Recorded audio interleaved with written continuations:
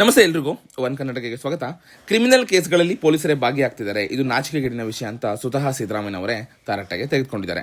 So ನೀವಿನ್ನು ನನ್ನ YouTube ಚಾನಲ್ಗೆ ಸಬ್ಸ್ಕ್ರೈಬ್ ಆಗಿಲ್ಲ ಅಂದರೆ ದಯವಿಟ್ಟು ಸಬ್ಸ್ಕ್ರೈಬ್ ಮಾಡ್ಕೊಳ್ಳಿ, ನಿಮಗೆ ಹೆಚ್ಚಿನ ಅಪ್ಡೇಟ್ಗಳು ಸಿಗ್ತಾ ಹೋಗುತ್ತೆ. ಎಸ್, ಅಪರಾಧವನ್ನು ಸಂಪೂರ್ಣವಾಗಿ ನಿಲ್ಲಿಸಲು ಸಾಧ್ಯವಿಲ್ಲದಿದ್ದರೂ ಕೂಡ ಅಪರಾಧ ಪ್ರಮಾಣ ಕಡಿಮೆ ಮಾಡಲು ಸಾಧ್ಯವಿದೆ. ಆದರೆ ಕಳೆದ ಸಾಲಿನಲ್ಲಿ ಅಂದರೆ ಈ ಏನು ಕಾಂಗ್ರೆಸ್ ಅಧಿಕಾರಕ್ಕೆ ಬಂದ ಸಾಲಿನಲ್ಲಿ 88 ಕ್ರಿಮಿನಲ್ ಪ್ರಕರಣಗಳಲ್ಲಿ ನೀವು ನೋಡೋದಾದ್ರೆ ಮೇಜರ್ ಆಗಿ ಪೊಲೀಸರೇ ಭಾಗಿಯಾಗಿರುವುದು ನಾಚಿಕೆಗೇಡಿನ ವಿಷಯ ಅಂತ ಸ್ವತಃ ಸಿದ್ದರಾಮಯ್ಯನವರು ಗರಂ ಆಗಿದ್ದಾರೆ.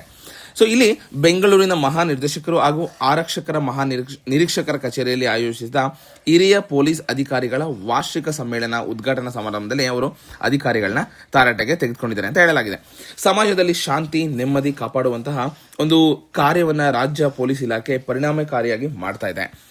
ಪ್ರತಿಯೊಬ್ಬರಿಗೂ ರಕ್ಷಣೆ ಒದಗಿಸುವುದು ಅಥವಾ ನ್ಯಾಯ ಒದಗಿಸುವುದು ನಮ್ಮ ಸರ್ಕಾರದ ಬದ್ಧತೆಯಾಗಿದೆ. ಇದಕ್ಕೆ ಪೊಲೀಸ್ ಇಲಾಖೆ ಪೂರಕವಾಗಿ ಕೆಲಸ ಮಾಡಬೇಕು ಅಂತ ಅವರೇ ಸ್ವತಃ ಸೂಚನೆ ನೀಡಿದ್ದಾರೆ. ಇನ್ನು ಸಂವಿಧಾನ ಪ್ರತಿಯೊಬ್ಬರಿಗೂ ಸಮಾನ ಅವಕಾಶ ರಕ್ಷಣೆಯನ್ನ ಒದಗಿಸಿದೆ. ಕಾನೂನು ಎಲ್ರಿಗೂ ಒಂದೇ, ಯಾರು ತಪ್ಪು ಮಾಡೋದು ಸಹ ತಪ್ಪೆ. ಬಲಾಢ್ಯರು ಸಮಾಜಘಾತಕ ಶಕ್ತಿಗಳ ಯಾವುದೇ ಕಾರಣಕ್ಕೂ ಕೂಡ ಮಣೆ ಹಾಕಬಾರದು. ದುರ್ಬಲರು, ಪರಿಶಿಷ್ಟ ಜಾತಿ ವರ್ಗದವರು ಅಥವಾ ಧಾರ್ಮಿಕ ಅಲ್ಪಸಂಖ್ಯಾತರ ರಕ್ಷಣೆಗೆ ಎಲ್ಲರ ಹೊಣೆ ಅಂತ ಸ್ವತಃ ಅವರೇ ಹೇಳಿದ್ದಾರೆ. ಇನ್ನು ಹಾಗೆ ದುರ್ಬಲರು ಯಾವುದೇ ಕಾರಣಕ್ಕೂ ಅನ್ಯಾಯಕ್ಕೆ ಒಳಗಾಗಬಾರದು. ಪ್ರತಿಯೊಬ್ಬರಿಗೂ ಸಮಾಜ ನ್ಯಾಯ ಒದಗಿಸಬೇಕು. ಪೊಲೀಸರ ಅವರ ಒಂದು ಕರ್ತವ್ಯ ಏನಿದೆ ಅದನ್ನ ನಿರ್ವಹಿಸಬೇಕು ಅಂತ ಕೂಡ ತಿಳಿಸಿದ್ದಾರೆ. ಹಾಗೆ ಠಾಣೆಗಳಲ್ಲಿ ಅಧಿಕಾರಿಗಳ ಕೆಲಸ ಸರಿ ಇಲ್ಲ.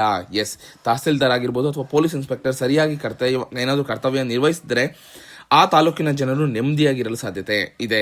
ಇದೇ ರೀತಿ ಜಿಲ್ಲೆಯಲ್ಲಿ ಜಿಲ್ಲಾಧಿಕಾರಿ ಅಥವಾ SP, CO ಈಗ ಅನೇಕರು ಒಂದು ಕಾರ್ಯ ಅವರವರ ಏನು ಒಂದು ರೆಸ್ಪಾನ್ಸಿಬಿಲಿಟಿ ಇದೆ ಅದನ್ನು ಕಂಪ್ಲೀಟ್ ಮಾಡಿದ್ರೆ ಆಯಾ ಜಿಲ್ಲೆ ಜನ ಆ ಒಂದು ಸರಿತೂಕೊಂಡು ಹೋಗ್ತಾರೆ ಅನ್ನೋದು ಕೂಡ ನಿಲ್ಲಿಸಿದ್ದಾರೆ. ಹಾಗೆ ಕೆಲವೊಂದು ಕೊಲೆ, ಸುಲಿಗೆ, ಡಕಾಯಿತಿ, ದರೋಡೆ ಈ ಪ್ರಕರಣಗಳಲ್ಲಿ ಒಂದು ವರ್ಷದಲ್ಲಿ ಅಂದ್ರೆ ಕಡಿಮೆ ಆಗಿದೆ. ಆದರೆ ಸೈಬರ್ ಅಪರಾಧ ಆಗಿರ್ಬೋದು ಅಥವಾ ಡ್ರಗ್ಸ್ ಚಟುವಟಿಕೆಗಳಾಗಿರ್ಬೋದು ಇದು ಹೆಚ್ಚಾಗಿದೆ.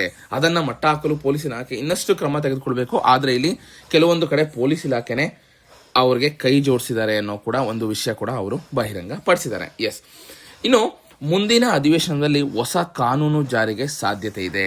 ಎಸ್, ಪೊಲೀಸರು ಜಾಗರೂಕರಾಗಿದ್ದರೆ ಅನೇಕ ಅಪರಾಧ ಪ್ರಕರಣಗಳನ್ನು ತಡೆಗಟ್ಟಲು ಸಾಧ್ಯ. ಅಂದ್ರೆ ಅವರು ಯಾವಾಗಲೂ ರೆಸ್ಪಾನ್ಸಿಬಲ್ ಆಗಿರಬೇಕು. ಇನ್ನು ATM ದರೋಡೆ ಆಗಿರ್ಬೋದು ಅಥವಾ ಪ್ರಕರಣಗಳಾಗಿರ್ಬೋದು, ಬಳ್ಳಾರಿಯಲ್ಲಿ ನಡೆದ ಬ್ಯಾನರ್ ಗಲಾಟೆ ಆಗಿರ್ಬೋದು, ಪೊಲೀಸರು ಮುಂಜಾಗರೂಕತೆ ಏನಿದೆ ಅದರ ಮೂಲಕ ತಪ್ಪಿಸಬಹುದಾಗಿತ್ತು. ಆದರೆ ಯಾವುದೇ ಒಂದು ಮುಂಜಾಗರೂಕತೆ ತೆಗೆದುಕೊಂಡಿರಲಿಲ್ಲ. ಹಾಗೆ ಚಿನ್ನಸ್ವಾಮಿ ಕ್ರೀಡಾಂಗಣದಲ್ಲಿ ಸರಿಯಾದ ಒಂದು ಮುಂಜಾಗರೂಕತೆ ಕೈಗೊಂಡಿದ್ರೆ ಅಮಾಯಕರು ಕಾಲ್ತುಳಿತಕ್ಕೆ ಒಂದು ತಪ್ಪಿಸಲು ಒಂದು ಸಾಧ್ಯವಿತ್ತು ಅಂತ ಕೂಡ ಅವರು ತಿಳಿಸಿದ್ದಾರೆ. ಹಾಗೆ ಇನ್ನು ಜೈಲುಗಳ ಅವ್ಯವಸ್ಥೆ ಪ್ರಕರಣಗಳಾಗಿರ್ಬೋದು ಅಥವಾ ಮಾದಕ ವಸ್ತು ಜಾಲ ನಿಯಂತ್ರಣದಲ್ಲಿ ಯಾವುದೇ ಒಂದು ಲೋಪವನ್ನು ಸಹಿಸಲು ಸಾಧ್ಯವಿಲ್ಲ.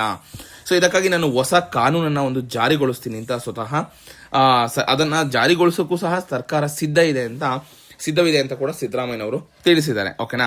ಸೊ ಇದು ಒಂದು ಲೇಟೆಸ್ಟ್ ಅಪ್ಡೇಟ್ ಆಗಿದೆ. ಅಂದ್ರೆ ಇದೇ ರೀತಿ ಏನಾದರೂ ಸೈಬರ್ ಅಪರಾಧಗಳಾಗಿರ್ಬೋದು ರಾಜ್ಯದಲ್ಲಿ ಹೆಚ್ಚಿನ ಪ್ರಮಾಣದಲ್ಲಿ ನಡೀತಾ ಇದೆ.